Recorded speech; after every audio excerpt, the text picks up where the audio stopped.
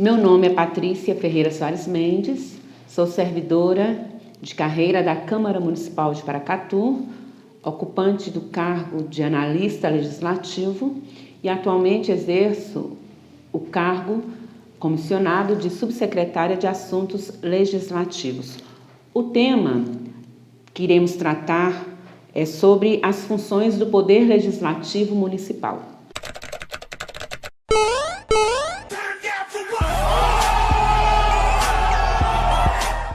Esse tema ele é interessante, pois exige uma análise cuidadosa de uma das premissas basilares de nossa República Federativa do Brasil, que é a separação dos poderes. A teoria, da separação dos poderes, ela foi desenvolvida por Montesquieu no século XVIII. Ele sistematizou esse princípio estabelecendo o Estado Democrático de Direito constituído por 3 pilares, que é o poder executivo, o poder legislativo e o poder judiciário. O poder executivo, a ele incumbe a função típica de administrar. O poder legislativo tem a função precípua de legislar e fiscalizar. E o poder judiciário exerce a função jurisdicional, ou seja, julgar, solucionar litígios. Por que é interessante nós partirmos dessa teoria da separação dos poderes? Para que dentro dessa ótica possamos compreender a organização do Estado brasileiro. Nós somos constituídos, de acordo com a Constituição de 88, como uma federação, República Federativa do Brasil. Essa federação ela é constituída pela União, pelos estados, Distrito Federal e municípios. E é nesse ponto que nós vamos situar o município de Paracatu. A União no plano federal, que exerce a soberania interna e no plano externo, constituída lá pelos poderes da República, Presidente, Congresso Nacional e o Poder Judiciário. A nível de Estado de Minas Gerais, nós temos também o Poder Executivo, Governo de Minas, o Poder Legislativo, a Assembleia Legislativa do Estado de Minas Gerais é o órgão, e o Poder Judiciário, que tem o Tribunal de Justiça do Estado de Minas Gerais, o TJMG, com as comarcas em cada município. E nesse ponto nós descemos, de um lado nós temos o Distrito Federal, que a sede é Brasília, a capital da República, e logo após nós vamos ver aqui a questão dos municípios. O município brasileiro, principalmente com o advento da Constituição de 88, ele foi dotado de autonomia político, administrativa e financeira. Por que é importante falar sobre essa autonomia do município? Porque cada município tem a sua organização administrativa, tem a sua autonomia política de eleger os seus próprios representantes, por isso prefeito, vice-prefeito e vereadores são eleitos pelo povo em voto direto e secreto. Nós temos na base do município apenas o poder executivo e o poder legislativo. E falar da função legislativa é nós adentrarmos dentre uma das características mais marcantes, talvez a principal do poder legislativo, Quem legisla? Os nossos legisladores. E a nível municipal, quem são eles? Quem são esses representantes do povo? Quem são esses atores do processo legislativo? São os nossos vereadores. E nesse momento agora, antes de falarmos propriamente dito da função legislativa, é importante que a nível municipal compreendamos que o poder legislativo, ele é composto por um órgão. Que órgão é esse? É o órgão denominado Câmara Municipal. Então, no município de Paracatu, nós temos a Câmara Municipal de Paracatu. E a Câmara Municipal de Paracatu, por sua vez, ela tem um organograma, ela tem um regimento interno que orienta as ações, que disciplina a função legislativa dos nossos representantes políticos. Mas será que a Câmara Municipal, que é o órgão do Poder Legislativo, nós vamos ver que quando ela delibera, quando ela vota, quando ela cria leis, ela está exercendo, através do plenário, a função legislativa. Só que nós temos outras funções. As funções do Poder Legislativo, nós vamos apresentar uma proposta de classificação. Os doutrinadores vão nos dizer que as funções do Poder Legislativo são função representativa, função fiscalizadora, função legislativa, função julgadora, função político-parlamentar e função comunicativa. Para melhor simplificar o tema, o que dizem os nossos doutrinadores, os nossos autores? Alexandre de Moraes, constitucionalista, autor de grandes obras, dentre ele o Direito Constitucional, hoje ministro do Supremo Tribunal Federal, ele apresenta como funções do Poder Legislativo as funções típicas de legislar e fiscalizar e atípicas de administrar e julgar. Então, nós temos que ter um olhar para a Câmara Municipal, que é a sede do Poder Legislativo, é o órgão do Poder Legislativo, onde há o desempenho não apenas da função legislativa fiscalizadora, que é exercida por quem recebe o mandato popular.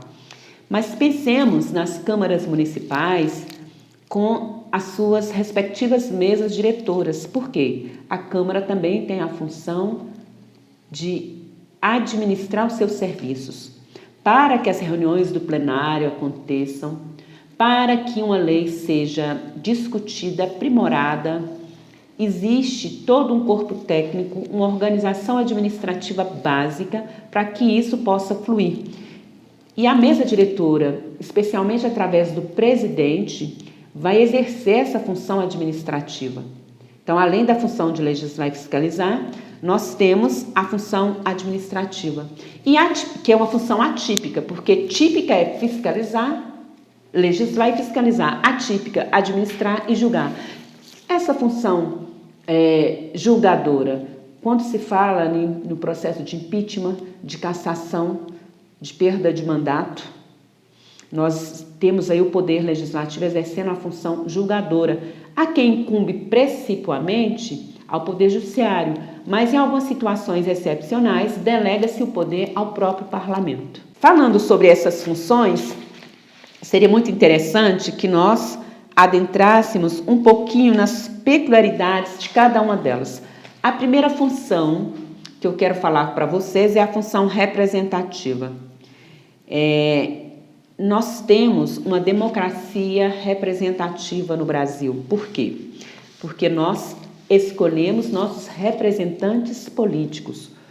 O poder emana do povo e por ele será exercido mediante seus representantes. Isso é um preceito constitucional. Então, nós delegamos, através do voto, a representatividade política aos nossos mandatários no poder. No caso do Poder Legislativo, dentre as funções parlamentares que o vereador recebe, a função representativa é a que possui uma posição que poderíamos chamar preliminar. Por quê? Porque o Poder Legislativo deve reproduzir, tanto quanto possível, as diversidades de interesses, valores e ideologias existentes na sociedade que ele representa. O Parlamento não é, contudo, apenas o espelho da sociedade, mas ele deve atuar na transformação dessa sociedade. Pensemos na sociedade como uma sociedade plural, em que os representantes daquela sociedade têm que estar de forma a representar na diversidade de interesses, diversidade de valores, diversidade de ideologia. Não há por que dizer que tem que ser tudo unânime. Nós temos, a nível nacional, pensemos no Congresso Nacional, tem que ter o representante dos empregadores, o representante dos trabalhadores, Nós temos a bancada ruralista, temos a bancada ambientalista, temos os grupos sindicalistas. É pensar na sociedade como um todo para que todas essas pluralidades sejam efetivamente representadas e a sociedade tenha condição para uma segurança jurídica compor concessões mútuas, direitos e deveres a serem observados. Por isso que essa função representativa é importante. Nós detemos o olhar para a nossa Câmara Municipal e você se perguntar enquanto cidadão, qual o vereador que me representa?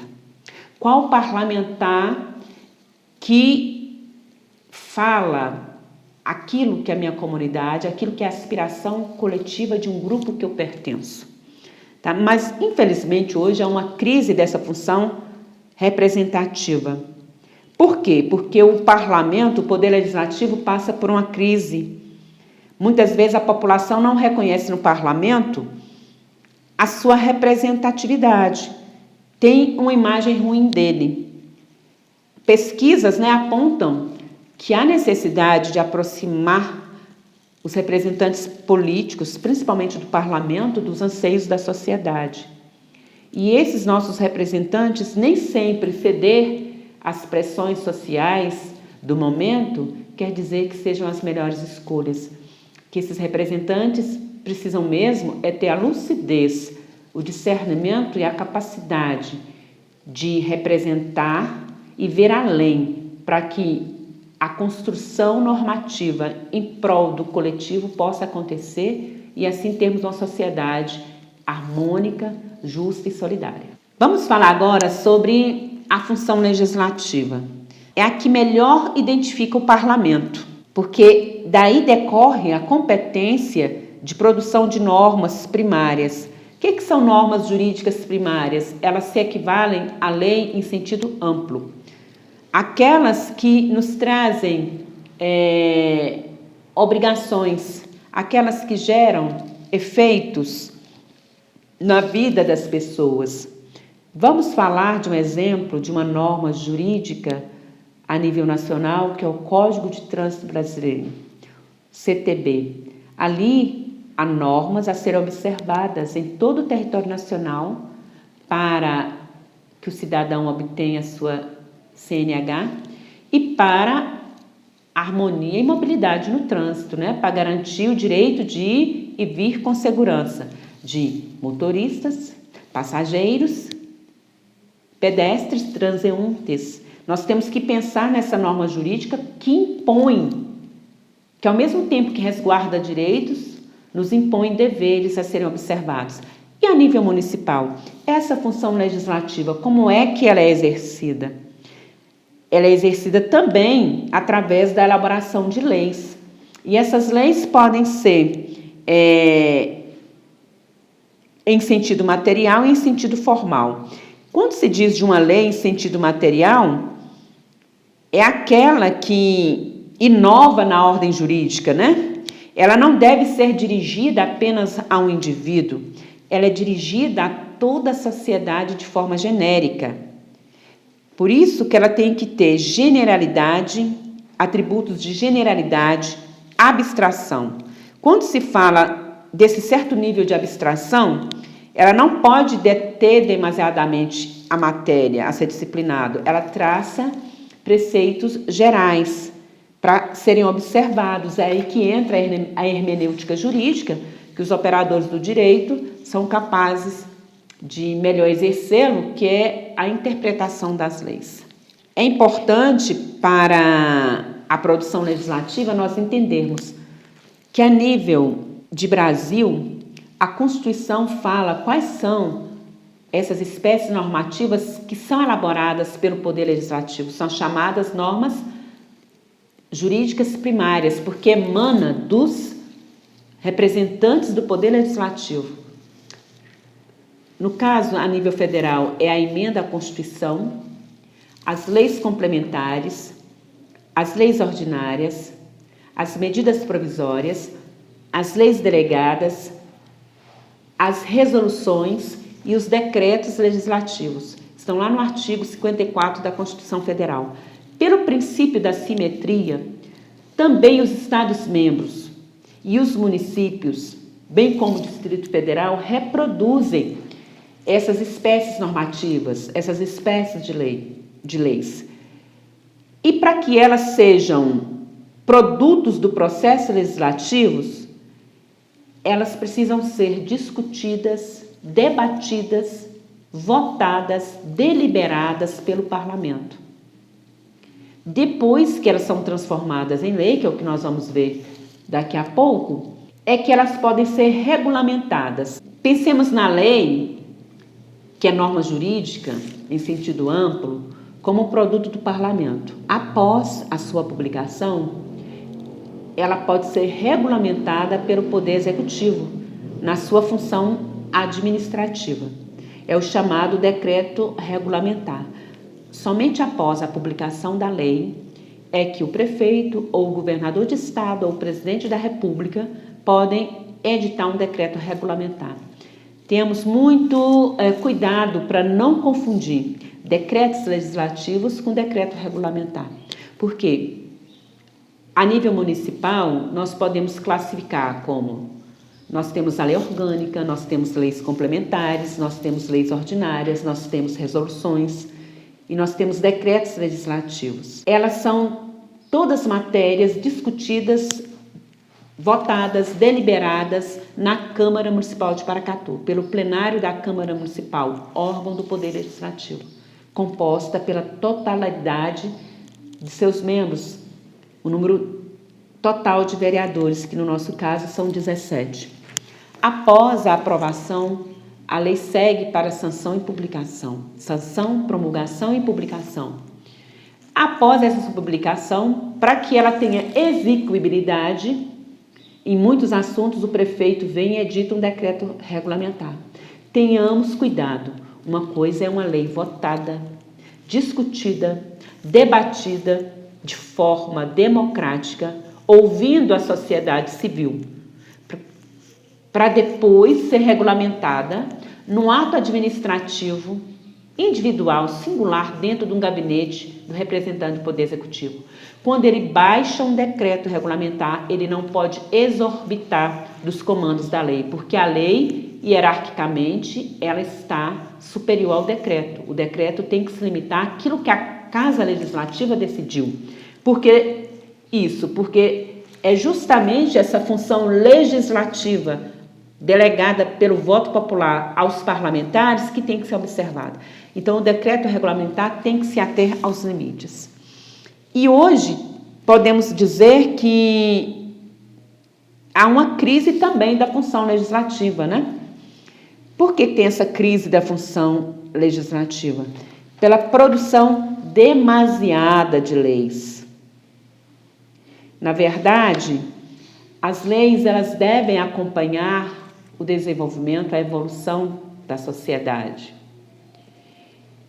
E a técnica legislativa, ela tem que vir de encontro com os anseios e as necessidades prementes. Não pode ser objeto de leis distanciadas da realidade social que não venha trazer nenhum proveito prático, nenhuma aplicabilidade imediata, nenhuma transformação para a vida dos indivíduos. Então tem que haver um ajuste muito grande. Quando se fala da função representativa, veja como ela se casa com a função legislativa. Porque só a partir do momento que os nossos representantes, nossos vereadores, representantes políticos do parlamento, tiverem em sintonia com a sociedade, ele vai ter a sensibilidade de propor leis que venham de encontro à necessidade da comunidade. A função fiscalizadora do Poder Legislativo. E hoje, a moderna doutrina constitucionalista diz fiscalizadora controladora. É uma função de controle, né?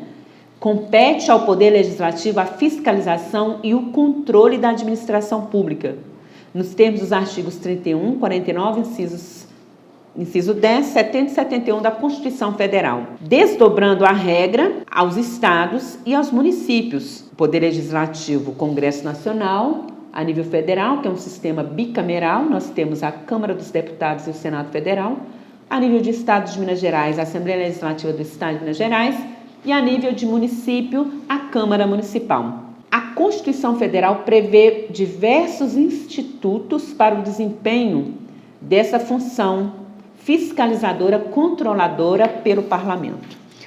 A principal, vamos começar sobre o controle de legalidade dos atos regulamentares e das leis delegadas. Como eu havia dito antes, após a publicação de uma lei que expressa a vontade da maioria do parlamento, que representa, por sua vez, a sociedade, essa lei, ela não pode ser exorbitada. Essa lei não pode ser descumprida. O conteúdo dessa lei tem que ser de observância obrigatória. Compete ao Poder Legislativo verificar se os decretos regulamentares do Poder Executivo estão regulamentando a lei de acordo com o espírito do legislador. Nem para mais, nem para menos. Para mais, sob pena de responsabilidade, responsabilização. Não pode extrapolar os limites da lei. Criando por meio de decretos em favor dos cidadãos deveres ou direitos que não estavam nem sequer de forma genérica previstos na lei editada. Nesse caso, o Poder Legislativo poderá aprovar um decreto legislativo sustando os efeitos do decreto regulamentar do prefeito. Outra forma de controle e fiscalização é a convocação de secretário municipal.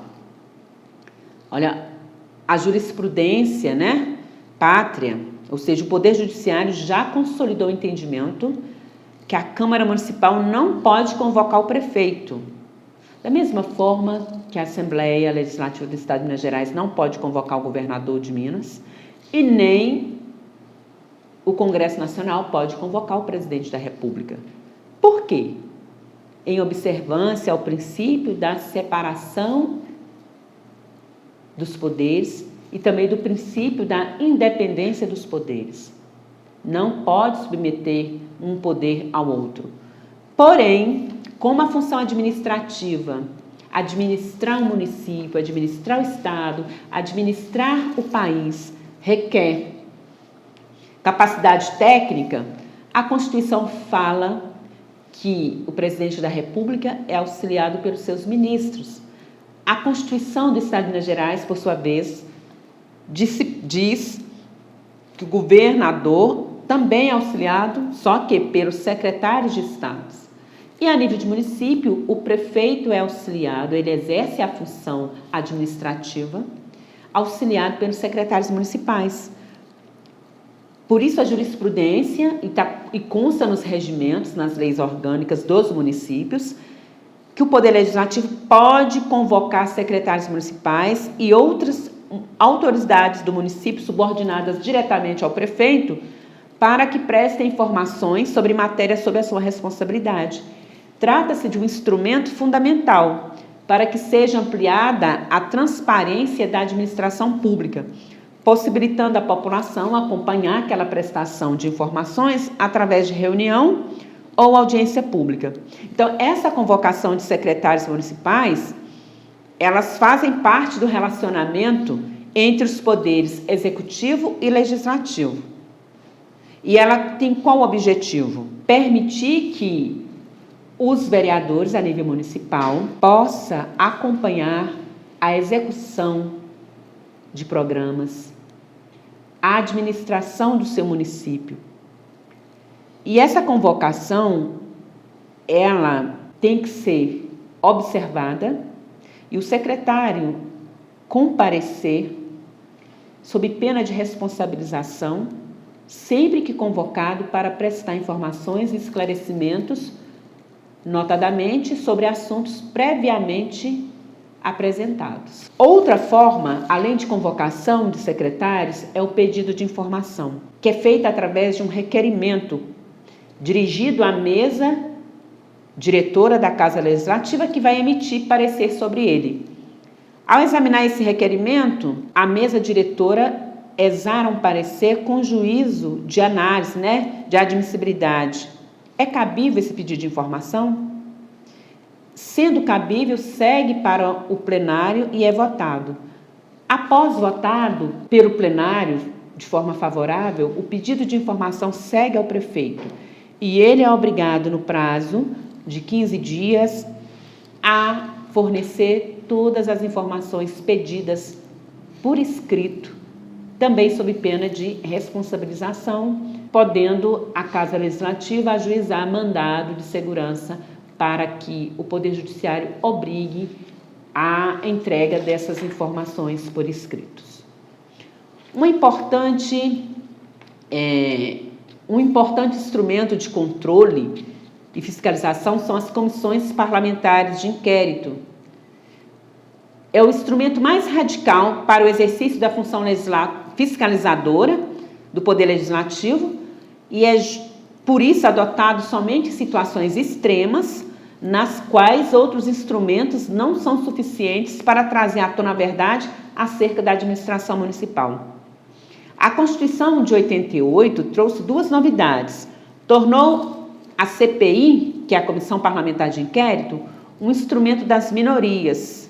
Basta que seja subscrito por 1/3 dos parlamentares para que o presidente da Casa seja obrigado a instalá-la. E vai assegurar também a outra novidade, a segunda, além de ser um instrumento da minoria, que obriga o presidente da Casa a instalar a CPI, a Constituição Federal assegurou-lhes poderes, em especial, de convocar cidadãos para prestar depoimentos sob o juramento de dizer a verdade e também de requisitar informações necessárias para elucidação acerca de alguma fiscalização de algo a ser esclarecido na administração municipal.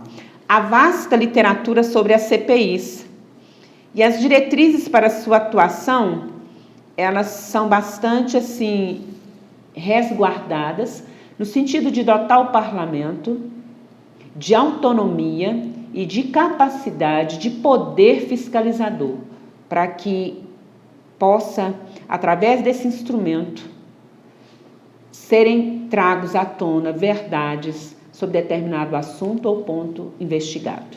A tomada de contas do chefe do Poder Executivo é a chamada apreciação das contas, que é um instrumento de fiscalização.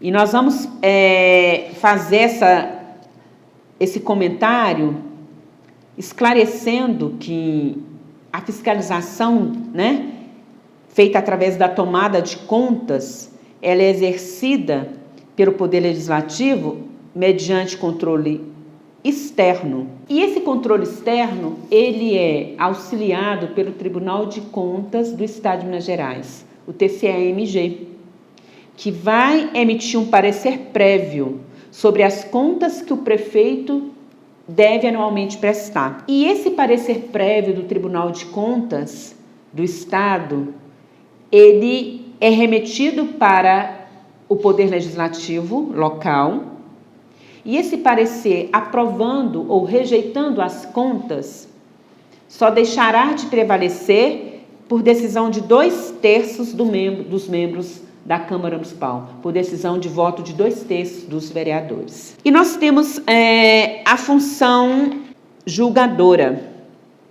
A função julgadora consubstancia na competência da Câmara Municipal em julgar o prefeito municipal por crime de responsabilidade, nos termos do Decreto-Lei 201, de 27 de fevereiro de 1967. O processo poderá culminar com a cassação do chefe do Poder Executivo.